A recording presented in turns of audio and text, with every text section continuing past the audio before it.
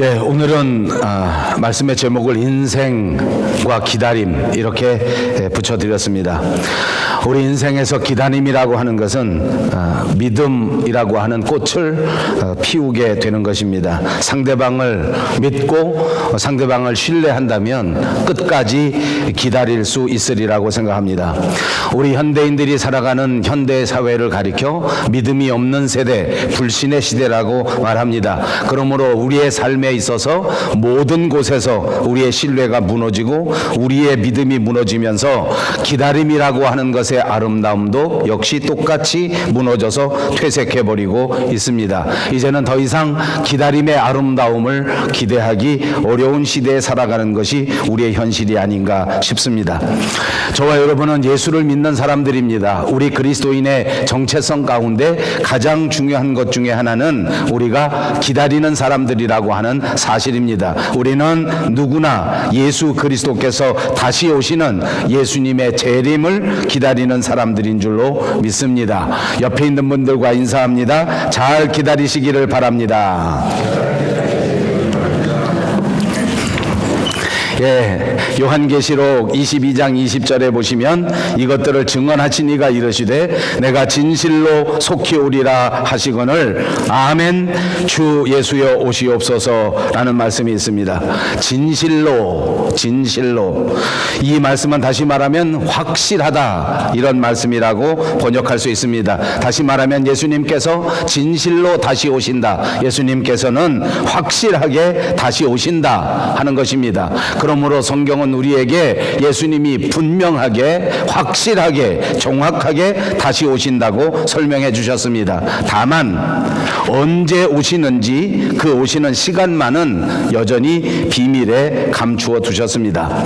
왜 이 오시는 시간을 감추어 두셨을까 하는 것을 여러 가지로 생각해 보고 추적해 보고 예상해 봅니다. 많은 학자에 따라서 많은 목회자에 따라서 여러 가지 해석을 할 수 있겠습니다만 저는 이렇게 생각합니다. 오시는 시간을 감추어 두신 것은 우리로 하여금 오늘 예수님이 언제 오시는지 모르기 때문에 긴장하면서 오늘 더 확실하게 준비하면서 오늘 한순간도 헛되이 보내지 말고 우리에게 주어진 삶의 시간들을 성실하게 신실하게 그리고 열심히 살아가도록 하시고자 하는 하나님의 뜻이 아닌가 싶습니다.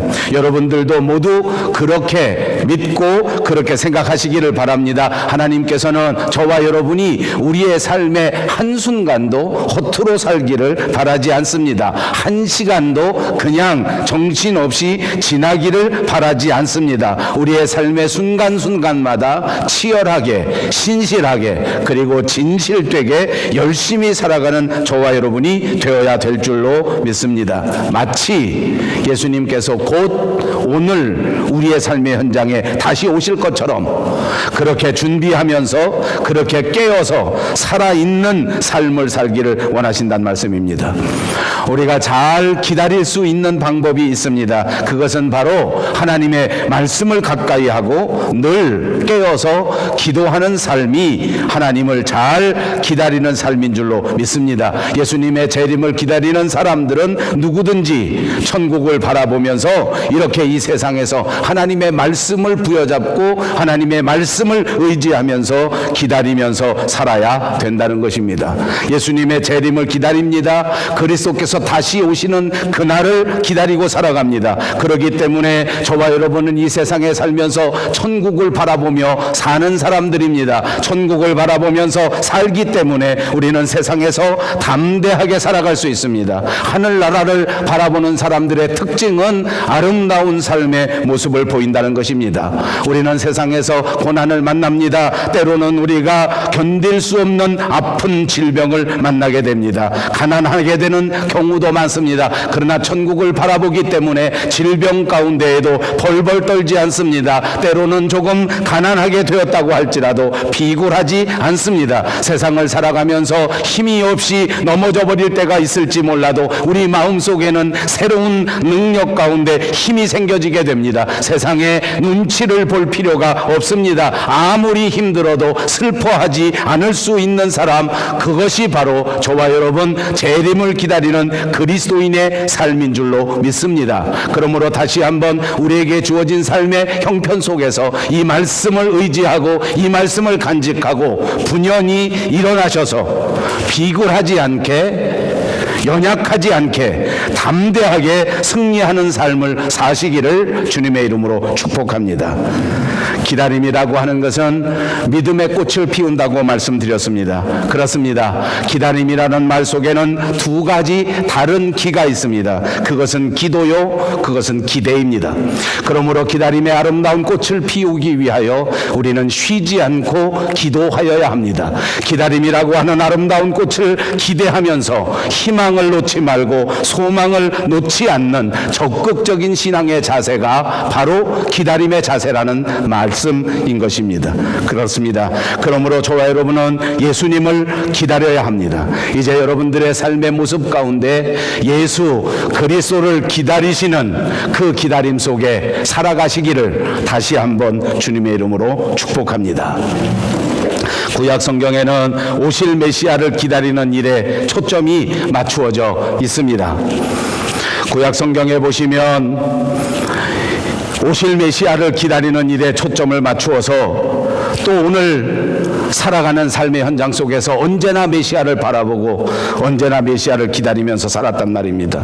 오늘 본문 25절에 보니까 우리의 신약 성도들은 또다시 재림하실 그리스도를 기다리게 되는데, 오늘 본문 25절에 보니까 예루살렘에 시몬이라 하는 사람이 있으니 이 사람은 의롭고 강건하여 이스라엘의 위로를 기다리는 자라라고 소개하고 있습니다. 예수님의 초림 당시의 사건을 우리에게 소개하는 것입니다. 예수님께서 처음 강림하실 때에 그를 기다린 시몬이라는 사람에 대한 기록입니다.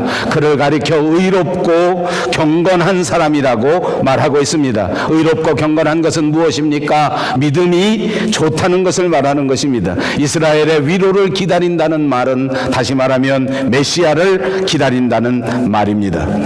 사실은 시므온뿐만 아니라 그때 당시에 살고 있는 이스라엘 사람들은 구약의 모든 신앙인들이 다 메시아를 기다리면서 살았습니다. 우리는 재림을 기다리는 사람들이지만 그때 당시에 이스라엘 사람들은 예수님이 언제 오실 것인가 하는 것을 기다리면서 살았던 사람들입니다. 사도행전 1장 11절에 보시면 갈릴리 사람들아 어찌하여 서서 하늘을 쳐다보느냐, 너희 가운데서 하늘로 올려지시니 예수는 하늘로 가심을 본 그대로 오시리라.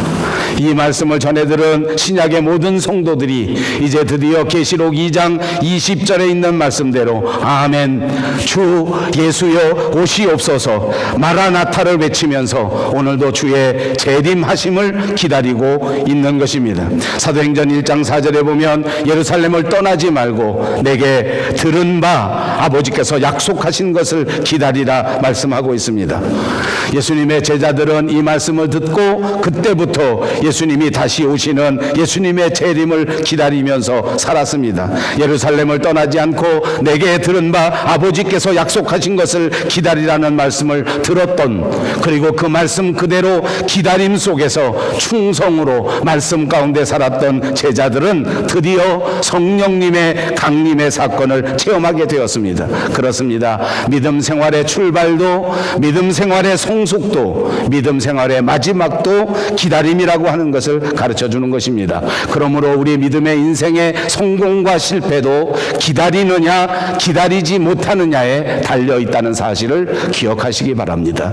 우리의 삶의 지혜입니다. 우리의 믿음 생활의 지혜입니다. 과연 우리가 하나님 앞에 기도하고 기대 가운데 바라보았던 그것을 지금도 성실하게 기다리고 있는가?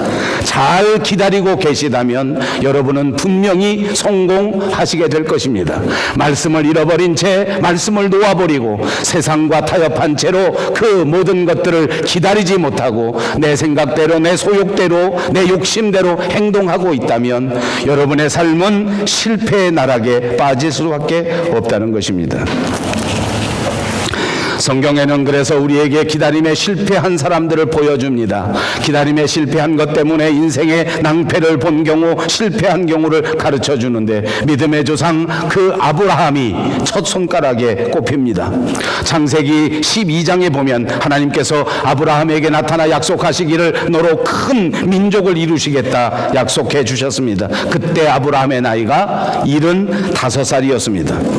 마침 나이가 75살이나 되었기 때문에 하나님의 약속의 말씀을 들었지만 그는 마음이 조급할 수밖에 없었습니다. 그만한 나이가 되었기 때문에 더 이상 기다리지 못한 채 종 가운데에서 가장 믿음직한 사람을 선택해 엘리에셀을 자기의 상속자로 삼았습니다. 창세기 15장 4절에 보니까 하나님께서 다시 아브라함에게 나타나셔서 그 약속을 리마인드해 주십니다. 이 사람은 내 후사가 아니다. 내 몸에서 날 자가 너의 후사가 될 수 있다라고 가르쳐 주신 것입니다. 세월은 또다시 흘러갑니다. 아브라함의 나이가 다시 85세가 되었습니다. 하나님께서 분명히 다시 오셔서 새로운 후사를 주시겠다고 하셨는데도 불구하고 10년이 지나도 아무런 조짐이 없으니 또다시 조급해지게 되었습니다. 더 이상 기다릴 수가 없습니다. 아내 사라와 의논합니다. 그래서 사라의 몸종 하갈에게서 이스마엘이라고 하는 자식을 낳았습니다. 다시 창세기 15장 5절과 6절에 보니까 내가 너로 열국의 아비가 되게 함이니라. 내가 너로 심히 번성케 하리니 나라들이 내게로 쫓아 일어나며 열왕이 내게로 쫓아 나리라. 너의 정확한 후손을 통해서, 약속의 후손을 통해서 하나님의 나라를 세우시겠다는, 시간은 많이 흘러가서 조급한 마음을 감출 수 없는 형편에 빠졌다고 할지라도 하나님의 약속은 결단코 변하지 않는다는 것을 가르쳐 주신 것입니다. 약속을 기다려야 한다는 것을 다시 한번 되새겨 주신 것입니다. 사랑하는 여러분, 저와 여러분에게도 우리 하나님이 주신 아름답고 귀한 하나님의 약속이 있습니다. 그 약속의 말씀을 부여잡고 신앙생활을 시작했는데 살아가는 동안 삶의 형편 속에서 그 모든 약속들을 내려놓아 버리지는 않으셨습니까? 때로는 하나님의 약속을 까맣게 잊어버린 채 세상과 결탁하여 세상의 성공에 눈이 멀어서, 육체의 소욕에 눈이 멀어서 그만 하나님의 비전을 내려놓고 살지는 않느냐는 말입니다. 아브라함은 믿음의 조상이었지만 그랬습니다. 아주 오랜 동안 하나님의 약속을 그대로 기다리지 못했습니다. 그의 신앙의 삶에서 기다림은 큰 문제가 있었습니다. 믿음의 조상이 되기 위하여 그는 이 기다림의 신앙을 회복해야만 했다는 것입니다. 그러므로 오늘 하나님께서는 저와 여러분의 신앙의 삶에서도 가장 큰 문제가 바로 이 말씀에 대한 기다림이라고 생각하셔서 이날에 저와 여러분에게 이 말씀을 주시는 줄로 믿습니다. 아브라함은 기다림에 실패합니다. 그 실패 때문에 그는 이스마엘을 얻게 되었습니다. 태어나서는 안 될 사람이 태어나게 되어서 그 이후로 지금까지 계속해서 끝없는 상처와 끝없는 분열과 끝없는 고통이 이어지고 있는 것입니다. 지금도 계속되는 아랍 계통의 테러, 아랍 계통의 전쟁, 이 모든 것들은 이스마엘의 후손들과 이삭의 후손들 사이의 싸움인 것을 보면서 알 수 있는 일입니다. 다시 말씀드립니다. 기다림의 실패는 신앙생활의 실패입니다. 기다림의 성공은 큰 구원의 성공이 된다고 하는 사실을 믿으시기 바랍니다. 그러므로 성경에 보니까 이 기다림의 성공에서 그 큰 아름다운 역사를 이룬 기록도 나오고 있습니다. 대표적으로 노아를 들을 수 있습니다. 그는 하나님으로부터 홍수로 세상을 심판하겠다는 약속을 받았습니다. 그리고 방주를 지으라는 명령도 받았습니다. 자그마치 120년 동안 그는 하나님의 약속 가운데 방주를 지어야 했습니다. 하나님의 약속이 이루어지기까지 무려 120년 세월이 필요했다는 말입니다. 그 기간 동안 노아는 기다리고 또 기다렸습니다. 세상 사람들에게 하나님의 약속을 전했습니다. 세상 사람들에게 이 말씀을 듣고 회개하여 다시 돌아오라고 열심히 전도했을 것입니다. 그러나 단 한 사람도 노아의 말에 귀를 기울이지 않았습니다. 어느 누구도 노아에게 전도가 되지 않았습니다. 노아는 얼마나 실망했겠습니까? 노아의 삶이 얼마나 외로웠겠습니까? 노아는 정말로 답답했을 것입니다. 견디기 힘든 세월이 1년도 10년도 아닌 100년도 아닌 120년 동안 계속되었습니다. 그것뿐만이 아닙니다. 방주에 들어가고 난 다음에도 다시 40일 동안 밤낮을 가리지 않고 폭우가 쏟아집니다. 150일 동안 온 천지가 물에 잠겨서 방주 속에 갇혀 있었습니다. 무려 1년 그리고 열흘이 지난 다음에서야 겨우 그 방주에서 나올 수가 있었습니다. 120년으로 끝난 것이 아니라 거기 또 1년과 며칠이 필요했습니다. 이것이 노아가 기다린 기다림의 시간들이었습니다. 사랑하는 여러분, 저도 여러분에게도 이런 기다림이 있었을지 모릅니다.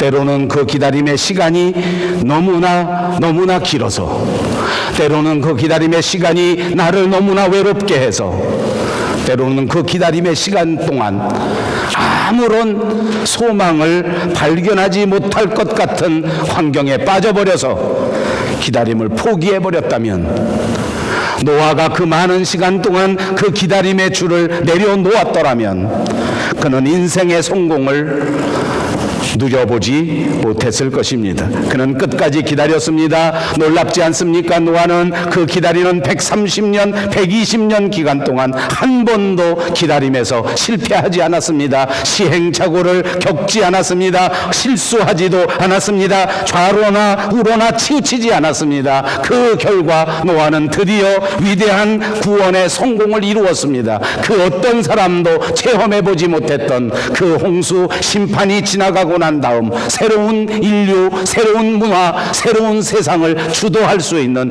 그 결정적 주인공이 된 것입니다. 여러분, 믿음에 성공하시면 하나님의 나라의 주인공이 됩니다. 입으로 한번 해보십시다. 믿음에 성공하면, 기다림에 성공하면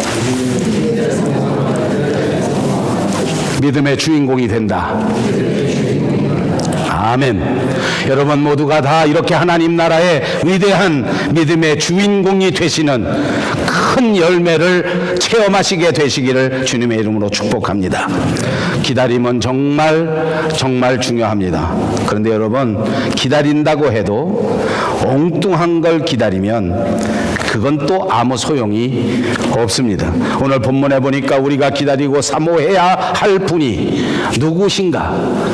우리가 무엇을 사모하고 무엇을 기다려야 하는가를 말합니다. 예수님의 오심을 간절히 기다리는 것입니다. 오늘 본문에 보니까 그 예수님이 오시기를 간절히 기다리면서 살았던 사람이 등장하고 있습니다. 그는 시므온이라고 하는 사람이었습니다.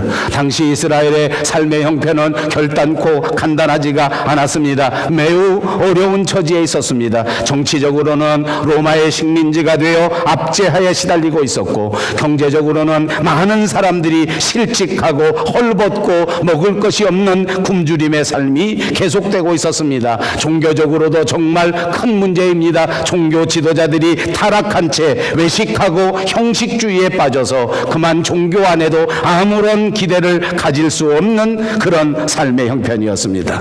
그래서 모든 이스라엘 사람들이 무언가를 기다리고 있었습니다. 메시아가 속히 와서 이 삶을 해결해 주면 좋겠다. 메시아가 속히 와서 우리 이스라엘을 구원해 주면 좋겠다라고 간절히 기다리고 있었습니다. 여러분, 여기서 분명한 사실 하나가 있습니다. 시므온도 기다렸고 이스라엘 사람도 기다렸는데 왜 오늘 성경에는 시므온만 나오고 있는 것인가? 시므온을 제외한 나머지 모든 이스라엘 사람들은 메시아가 정치적인 메시아인 줄 알았습니다. 정치를 뒤바꿔 놓을 지도자, 우리의 고달픈 압제의 생활에서 해방시켜줄 지도자를 기다렸단 말입니다. 시므온을 제외한 많은 이스라엘 사람들이 경제적인 메시아를 기다렸습니다. 오늘 가난에서 벗어나게 해줄 사람, 내게 로또와 같이 돈을 가져다 줄 메시아를 기다리고 있었습니다. 내 육체적 아픔을 고쳐줄 그런 메시아만을 기다리고 있었습니다. 그 가운데 오늘 시므온이 이 성경에 등장하게 된 것은 그 사람만이 우리의 영원한 생명을 구원해 주실 참 메시아를 기다렸기 때문입니다. 그는 오늘 참다운 구원의 주 예수 그리스도를 기다리다가 정말로 참 메시아 예수님을 만나게 된 것입니다. 저는 목회 생활하면서 이 대목에서 정말 여러 가지를 생각합니다. 오늘 세계적으로 이렇게 많은 교회들이, 이렇게 많은 그리스도인들이 과연 재림하실 예수님을 기다리고 있는 것인가? 지난 주간 저는 아주 가깝지는 않지만 평소에 잘 알고 있던 어느 젊은 목사님의 죽음을 경험하게 되었습니다. 뿐만 아니라 아주 존경받는 기독교의 지도자, 목회자 중에 목회자라 불리우는 진 피터슨이라고 하는 분도 80세 나이에 84세이신데 하늘나라에 가게 되었습니다. 가까운 사람을 잃고 친척을 잃고 존경하는 목사님을 잃고 많은 사람들이 슬픔에 잠깁니다. 그리고 그분들이 다시 생각합니다. 하나님을 향한 믿음에 대하여 다시 생각해 보게 됩니다. 그런데 여러분, 용서하시고 들으십시오. 정말로 안타까운 것은 오늘날 교회를 다니고 예수를 믿은 사람들이 세상적 생각에서 벗어나지 못하고 있습니다. 육체적 생각에서 벗어나지 못합니다. 예수님을 만나 참다운 생명, 물질을 넘어서는 가치, 우리의 육체를 넘어서는 가치, 이것을 바라보고 이것을 찾아가야 하는데 교회를 열심히 다니는 사람도 오직 눈에 보이는 것에 매몰되고 있습니다. 육체적 생명이 전체인 걸로 생각합니다. 육체적 건강이 세상에서 최고인 것처럼 착각합니다. 세상적 삶이 우리에게 모든 것이라고 생각합니다. 죽으면 끝이라고 생각합니다. 그렇지 않습니다. 저는 장례에 참석하지는 않았습니다. 그토록 가까운 사이가 아니기 때문입니다. 그러나 소식을 통해서 그에게 남겨진 젊은 아들이 아버지를 그리워하는 글을 보았습니다. 갑자기 어느 날 아무 예고 없이 돌아가신 아버지 때문에 슬픔을 가눌 수 없지만 평상시 그토록 좋아하던, 그토록 가고 싶어하던 하늘나라에 우리 아버지가 가셨으니 그것으로 위로를 삼고자 한다 하는 글이었습니다. 20대 약관의 젊은이의 고백치고는 너무나 훌륭하지 않습니까? 여러분, 우리의 진정한 소망이 무엇인가를 다시 생각해 보셔야 합니다. 오늘 시므온이 이 누가복음에 기록되어 우리에게 믿음의 표본을 보여주는 것은 그의 기다림이 이토록 영적인 기다림이었기에 진짜 아름다운 인생의 행복을 기다리는 기다림이었기 때문에 그 기다림이 위대한 기다림이라서 오늘 우리에게 가르쳐 주고 있는 것입니다. 그렇습니다. 참다운 메시아를 기다린 것입니다. 참다운 생명을 기다린 것입니다. 그렇게 기다릴 때 그는 드디어 참다운 생명을 맛보게 된 것입니다. 예루살렘에 시므온이라 하는 사람이 있으니 이 사람은 의롭고 경건하여 이스라엘의 위로를 기다리는 자라. 성령이 그 위에 계시더라. 그가 주의 그리스도를 보기 전에는 죽지 아니하리라 하는 성령의 지시를 받았더니 무엇을 기다렸다고요? 이스라엘의 위로를 기다렸다고요. 예수 그리스도를 통한 위로를 기다렸습니다. 그렇습니다. 우리가 살다 보면 안타깝지만 돈이 어느 정도 우리에게 위로가 되는 것이 사실입니다. 정치적으로도 안정되면 그것이 위로가 됩니다. 경제가 활성화된다고 하면 많은 사람들이 활기가 넘쳐나게 되는 것도 사실입니다. 압제에서 벗어나 해방되면 그것이 기쁨이 되는 것도 사실입니다. 그러나 여러분, 그것이 완전한 위로, 완전한 소망이 될 수는 없다는 것입니다. 우리 인생의 가장 중요한 문제는 죄의 문제이기 때문입니다. 우리는 죄에 빠졌습니다. 죄와 무지 속에 있는 우리 인간에게는 죄 사함의 역사가 아니고는 진정한 행복을 기대할 수 없습니다. 죄 죄가 사하여 주는 아름다움이 없이는 인생의 참다운 기쁨도 진정한 평안도 기대할 수가 없는 것입니다. 그러므로 사랑하는 여러분, 우리의 죄를 위하여 우리를 대신 속해 주시고 다시 우리를 완벽하게 성화시키기 위하여 이 땅에 다시 재림하실 예수 그리스도를 바라보시고 그분을 꼭 기다리시는 지혜로운 여러분들이 되시기를 주님의 이름으로 축복합니다. 그토록 기다림의 대상이 중요합니다. 그리고 하나만 더 강조하겠습니다. 그것은 기다리는 자세입니다. 기다린다 할지라도 대상이 잘못되어 헛된 것을 기다리면 소용이 없고, 또 아무리 옳은 것을 기다려도 그 삶의 자세가, 그 믿음의 자세가 바르지 아니하면 그것도 큰 문제입니다. 여러분, 직장에서 승진을 기대하고 승진을 바라봅니다. 그러는 사람이 열심히 자기 노력도 하지 않고 자기 개발도 하지 않고 그러면서 그 기다림이 이루어지겠습니까?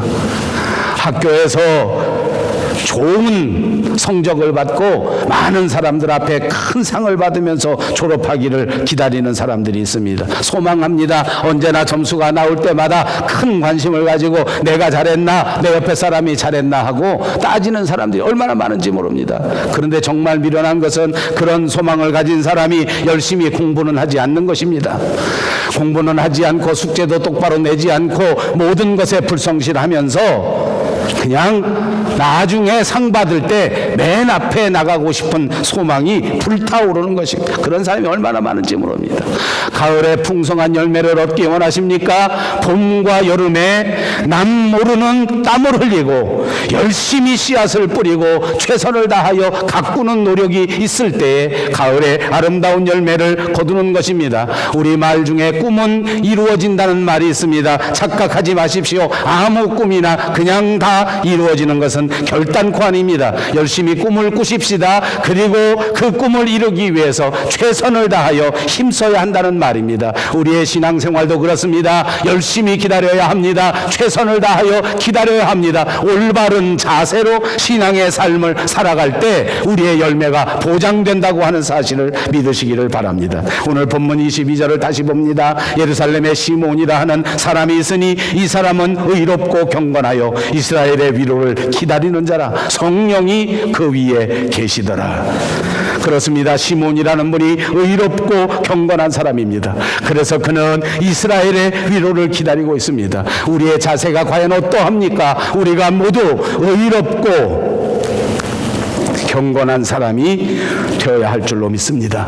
우리가 의롭고 경건한 자세로 하나님을 바라볼 때 성령께서 우리에게 임재하셔서 우리를 뜨거운 성령의 사람으로 만들어 주신다는 사실을 믿으시기를 바랍니다. 사랑하는 여러분, 어떻게 의롭고 경건해질 수 있습니까? 오직 하나님의 말씀을 따라가는 것이 의로운 길입니다. 오직 하나님의 말씀을 가장 소중하게 여기고 그 말씀대로 살려고 노력하는 것이 경건한 삶인 줄로 믿습니다. 사랑하는 여러분, 이제 저와 여러분은 죽으나 사나 주님만 바라보고 주님의 말씀만 의지하고 살아가는 의롭고 경건한 사람들이 되시기를 주님의 이름으로 축복합니다.